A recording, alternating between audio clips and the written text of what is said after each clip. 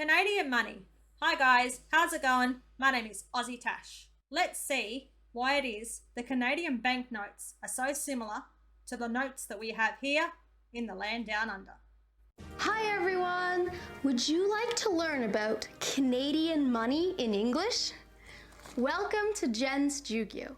My name is Jen and today I'm going to teach you about Canadian money. First, I'd like to talk about the coins in Canada.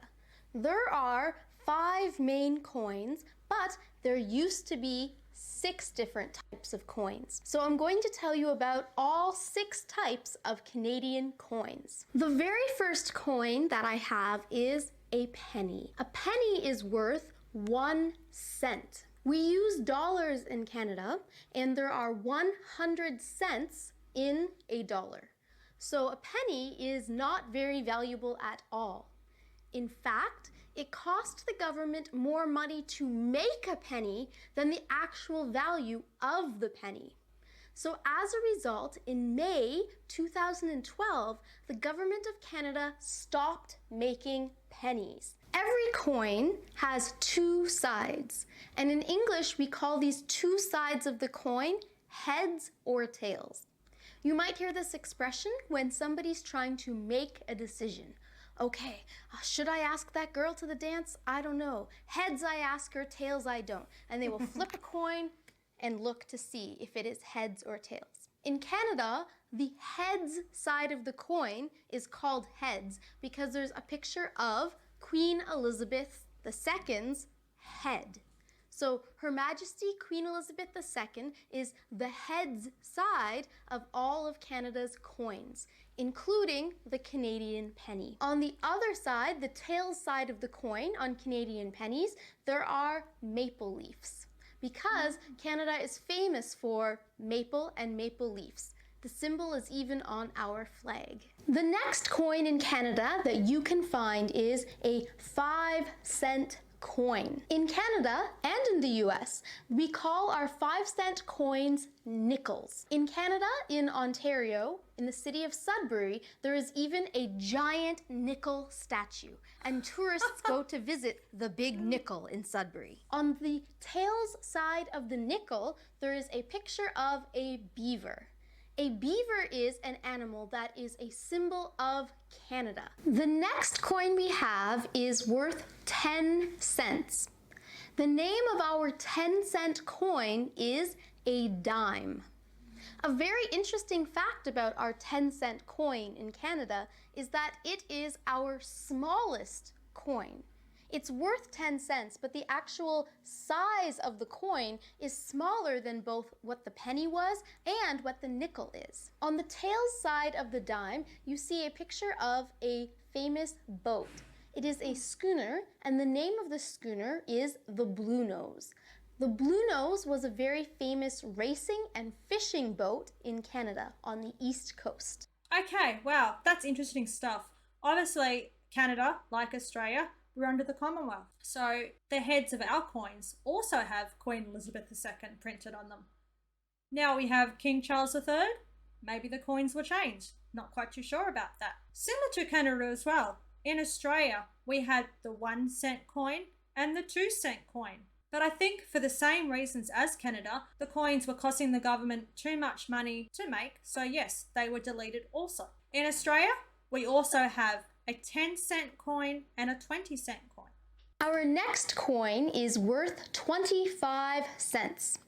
25 cents is 1/4 of a dollar.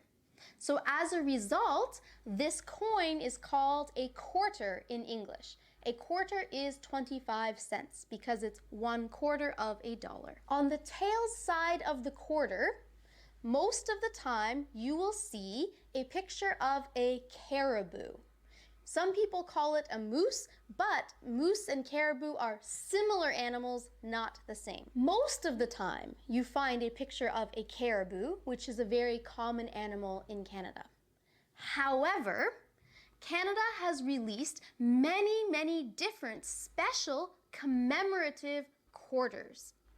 This means that the tails side of the coin has had many different designs to commemorate, to show respect and honor different events or different people in Canada. A very interesting thing about the tails side on some commemorative quarters is that in 2004, the Canadian Mint released a special quarter that had a red poppy design on the tails side. A poppy is a red flower which is symbolic to remembering soldiers who fought and died during various wars. So it's to show respect to Canadian soldiers. This quarter was very interesting though, because the color of the poppy on the tails side was actually red.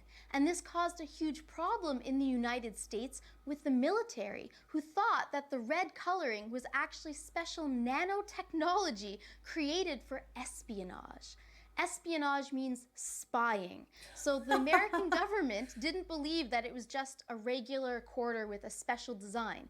They thought it was a special quarter with great technology designed for spying on their government. Wow, what a cool story that was, eh? I love the idea of the commemorative coin. Australia, we've done a lot of them as well. I'm not particularly sure what coins they were on. I'm pretty sure they're on the $1 coin and the $2 coin. The 25-cent coin, that's pretty cool. We don't have that in Australia. We have the 10-cent coin, the 20-cent coin, the 50-cent coin, the $1 coin, and the $2 coin.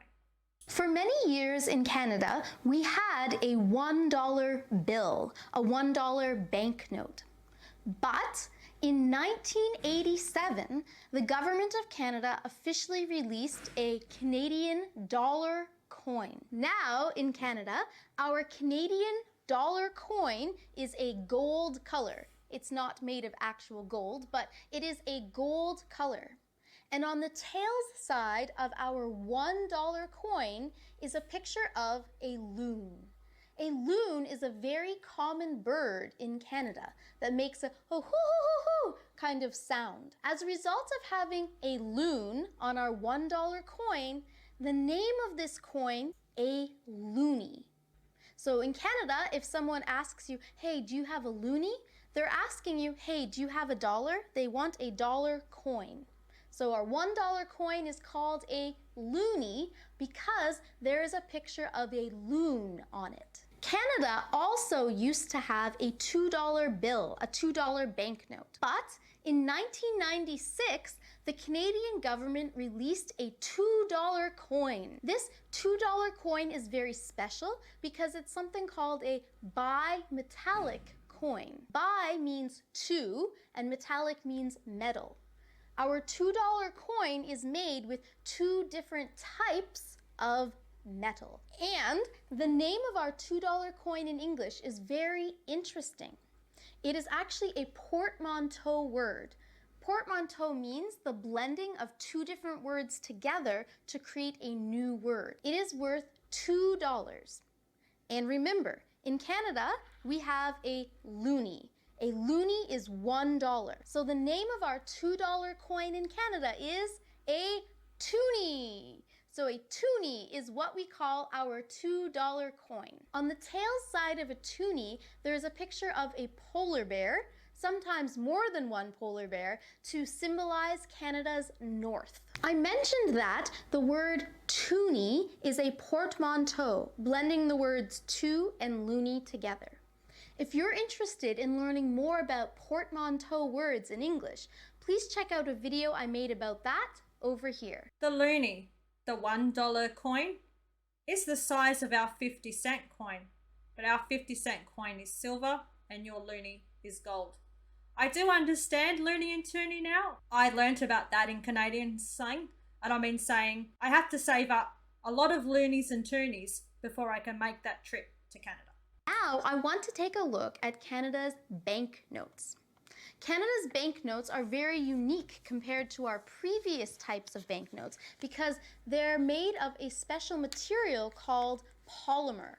Polymer is a type of plastic, so we can actually put our bills in water and nothing will happen to them, unlike paper that would become destroyed. Having polymer banknotes is a great security feature, but also helps to keep the bills in circulation longer. So in circulation means being used by people, continue to be used. So polymer notes will last longer than paper notes. Each of Canada's 5 banknotes has a unique color, which helps to separate it from other banknotes. Each of the new bills that are made of polymer plastic have a transparent section. Transparent means see-through. Here, there is a translucent maple leaf. Translucent means you can almost see through it, but it's a little bit cloudy, so you can't perfectly see. So we have a transparent part and a translucent part where this maple leaf is here.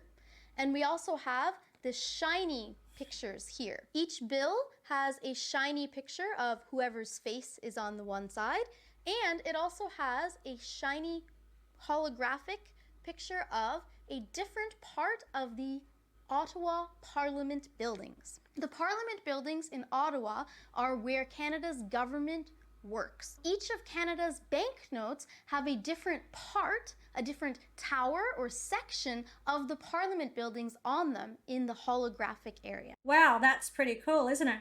You have polymer notes as well. Fun fact, polymer banknotes, that's an Australian invention. We first brought the polymer banknotes into circulation in 1988, and then they were fully converted in 2003. Here is one of our new $5 bills, has our Parliament House on it, and Queen Elizabeth II.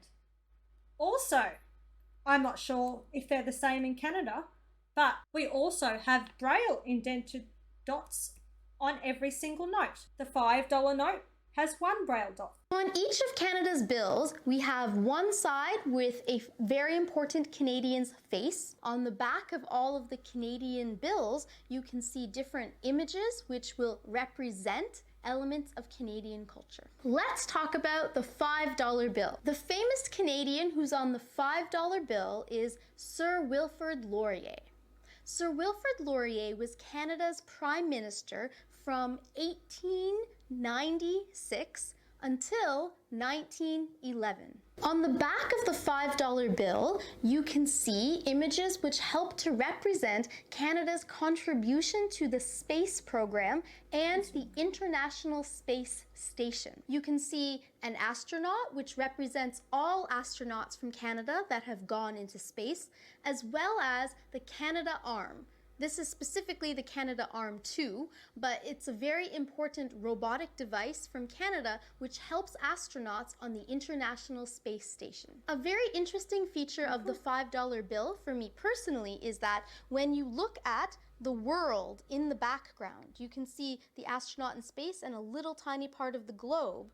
The area of the world in the background actually shows Canada, and you can see the outline of the 5 Great Lakes. The building in the holographic foil is the Parliament's West Block Tower. So the West Block Tower is what can be seen in the holographic image. Next, the $10 bill. On the $10 bill, we have a portrait of Sir John A. Macdonald. He was Canada's very first ever Prime Minister and is also often referred to as the father of Canadian Confederation. Canadian Confederation means the time period when many different provinces were independent, but they came together and joined together to create one country. In many history books and Canadian history classes, we learned that one of Sir John A. Macdonald's greatest contributions to Canada was building the Canadian Pacific Railroad. Oh, wow. And he built a railway line to help connect all of Canada's various provinces at that time. On the back of the $10 bill, you can see a train as well as a map of Canada, specifically highlighting Canada's west coast. This bill specifically has connection to when BC, British Columbia, joined Confederation. But what this means is that it is to symbolize when British Columbia became part of Canada. You can also see parts of the Rocky Mountains on the back of the $10 bill. British Columbia became part of Canada in 1871. And then it was in 1885 that the Canadian Pacific Railway was completed. So this is what that symbolizes. The holographic building on the $10 bill is the Library of Parliament. Wow, your $10 bill is pretty awesome. I love all the history that's in your bills. I don't have an Australian $10 note on me, unfortunately. What I do know is that I mentioned that the $5 note has the 1 braille dot. The $10 note has 2 braille dots. It's our $20 bill. The $20 bill is the bill that I see the most often. I'm not sure why, but personally, I usually see and have $20 bills more than I do other denominations. Denomination means value of money. On the $20 bill, the famous person here is Her Majesty Queen Elizabeth II. You might be thinking, why is Queen Elizabeth on every single coin and on the $20 bill in Canada? She's the Queen of England. Yes, but she's also Canada's head of state, and together with Canada's Parliament, often helps to make decisions with the government of Canada for Canadians. On the back of the $20 bill, there are 2 really significant things which help to represent peace. The main thing on the $20 bill is the Vimy Ridge Memorial. Vimy Ridge was a very significant battle that happened during World War I. And during this time, all 4 parts of Canada's military came together at that point in history and helped defeat the enemy at the Battle of Vimy Ridge in France. Winning this battle really helped to bring an end to World War I. And for the first time, many other countries around the world started to see Canada as its own individual nation. Many lives were lost that day and were lost during World War I, and this war memorial is dedicated to those people. It is commemorating this very important event in history. In addition to the Vimy Ridge Memorial, you can also see red flowers, poppies, like I mentioned earlier, that were on the special commemorative quarter. A poppy is a symbol that is often worn over top of people's hearts in November to represent the fact that people are remembering all of the soldiers, all of the men and women who have lost their lives fighting in wars. It is also a wish for world peace and an end to fighting. Poppies originally became a symbol for peace because of a famous poem written by the Canadian John McCrae.